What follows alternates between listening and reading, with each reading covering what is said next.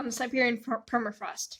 I did the subtopic of how its melting is affecting the global climate and regional land and what is being done to slow it down. I bounced on what is permafrost, and then I show you the regional global effects, and then, what is being done. And then I'll do a conclusion and a works cited page. This is my caption. The largest accumulation of permafrost on the Earth in Siberia. That's what this is.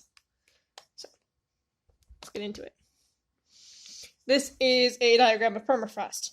This is all permafrost. But there's ground surface, active layer, and then unfrozen, frozen ground, and we'll touch more on this definition. Okay.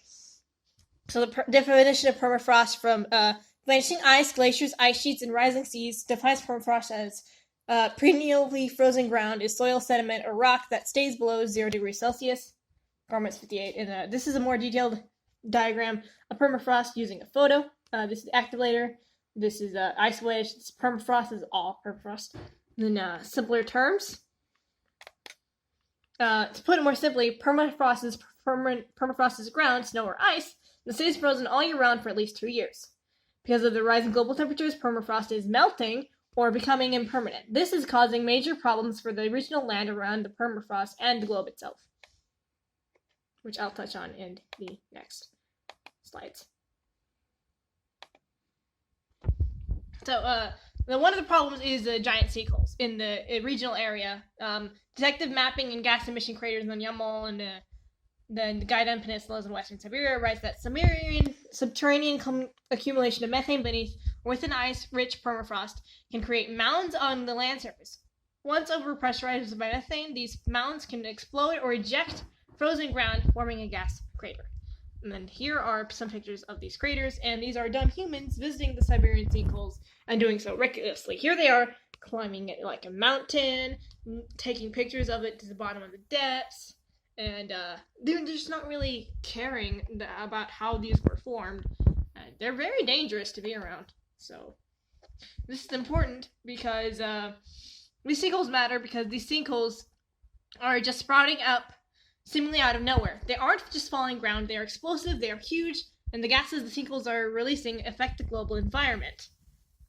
Let's try this. Okay. So the global impact. Effects of carbon dioxide, increased temperature on methane and nitrous oxide fluxes. Evidence from the field of experiments claim N2O and CH4 have higher global warming potentials, GWPs, than that of CO2. The CO2 is per molecule the most dangerous GHG greenhouse gas. N2O and CH4 are more efficient in warming up the atmosphere. The GWPs of N2O and CH4 are 298 and 225 times that of CO2, respectively. These frontiers of ecology and the environment. Simpler terms. To put it more simply, N2O is the chemical formula for nitrous oxide, and CH4 is the chemical formula for methane. The fact that methane is being released by these craters means that the globe will warm at an even more increased rate than which just carbon dioxide and greenhouse gases source already known to this planet.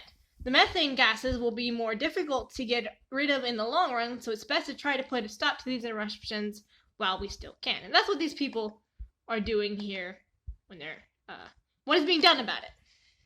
So Pilocene Park. Pilocene Park is in this article called Pilocene Park, the author Ross Anderson writes about the ideas of Sergei and Nika Zimov and the reasons why they had the idea to create this park.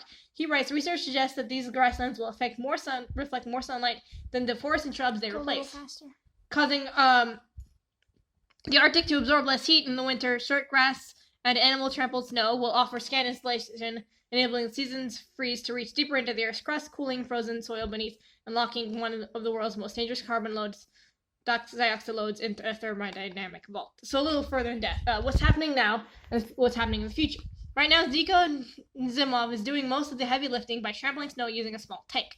But in the future, he hopes to bring back large grazing animals to the area, such as the woolly mammoth. He believes that the key to slowing the thawing of the permafrost is to bring back the animals that were around when it was created and at its strongest, or in the Pliocene era, hence the name. What can you do to help slow the melting of the Siberian permafrost? You can use less water, you can use less energy, you can just try to slow down the global warming in general.